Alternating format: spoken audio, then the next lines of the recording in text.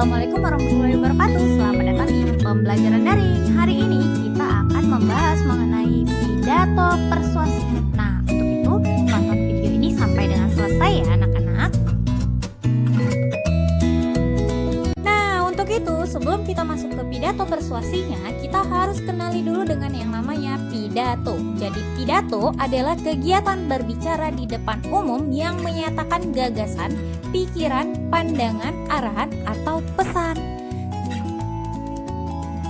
Kemudian tidak hanya itu saja, komunikasi yang terjadi dalam pidato itu hanya satu arah. Kenapa? Karena pendengar atau pembaca hanya bisa mendengar atau baca saja pidato tersebut. Nah, kemudian orang yang berpidato itu disebut orator. Jadi ingat ya, namanya orator. Setelah dari penjelasan pidato itu, masuklah kita ke penjelasan pidato persuasif. Jadi, pidato persuasif ini merupakan seni mengungkapkan pendapat secara jelas dan logis. Jadi, harus jelas dan logis atau masuk akal.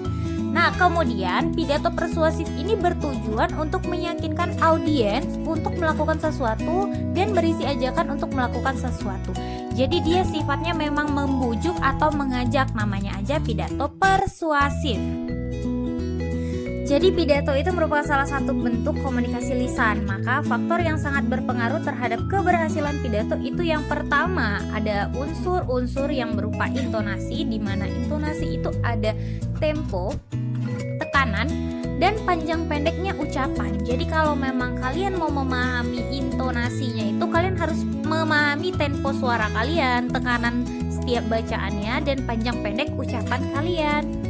Yang kedua itu ada gerak-gerik. Nah, kalau gerak-gerik ini terlihat dari ketika kalian menyampaikan pidato tersebut, kalian itu memiliki gestur yang seperti apa, gerakan-gerakan apa saja yang kalian gunakan, dan kayak gimana sih kalian di depan umum yang bisa mengajak dan membujuk orang. Tapi tetap dalam konsep pidato yang sopan. Kemudian ada mimik wajah. Jadi mimik wajah ini gimana kalian mewujudkan wajah kalian, bentuk muka kalian, raut wajah kalian ketika berpidato. Kemudian pidato dengan ceramah itu berbeda ya. Ingat, kenapa perbedaannya itu dari segi pidato merupakan pengungkapan pikiran dalam bentuk kata-kata yang ditujukan kepada orang banyak. Sedangkan kalau ceramah, dia sifatnya memang memberikan amanat atau pesan. Kemudian, pembawa pidato tidak diwajibkan mengarahkan audiens untuk memahami sungguh-sungguh masalah yang disampaikan. Dan biasanya pidato itu tidak ditindaklanjuti dengan tanya jawab. Selain itu, sisi pidato lebih bersifat umum. Jadi ada beberapa istilah yang terdapat dalam pidato, yaitu yang pertama ada gagasan. Nah, gagasan ini sama seperti gagasan sebelum yang lain-lainnya. Kalau dia itu kesan dalam dunia batin seseorang yang hendak disampaikan kepada orang lain. Gagasan ini berupa pengetahuan, pengamatan keinginan, perasaan, dan sebagainya. Jadi kalau dia udah gagasan, memang bentuknya dari pengetahuan kita. Yang kedua ada pikiran. Nah, pikiran itu adalah hasil berpikirnya manusia. Dan yang ketiga, pandangan. Jadi pandangan adalah hasil melihat atau memperhatikan sesuatu. Yang keempat ada arahan, di mana arahan adalah petunjuk untuk melakukan sesuatu. Dan yang terakhir adalah pesan. Nah, pesan itu adalah perintah atau sesuatu yang ingin disampaikan kepada orang lain dan bersifat positif. Jadi ini lebih ke amanat ya. Selanjutnya ada struktur dari teks pidato. Jadi struktur yang pertama itu wajib ada pembukaan. Jadi tujuannya ini untuk mempersiapkan pendengar pada pokok permasalahan yang hendak dikemukakan. Nah, yang kedua ada isi pidato, di mana isi pidato ini adalah bagian dari inti dari suatu pidato tersebut. Hal yang disampaikan terdapat dalam bagian ini. Jadi apapun yang mau disampaikan itu diisi pidato ya. Dan yang terakhir penutup pidato yang berisi simpulan pendek dari uraian sebelumnya, permintaan maaf kepada hadirin yang dan kehilafan, kemudian salam penutup. Jadi poin terakhir yaitu adalah metode pidato. Jadi di metode ini ada 4 metode. Metode yang pertama yaitu ada metode memoriter, di mana metode ini menghafalkan naskah pidato terlebih dahulu.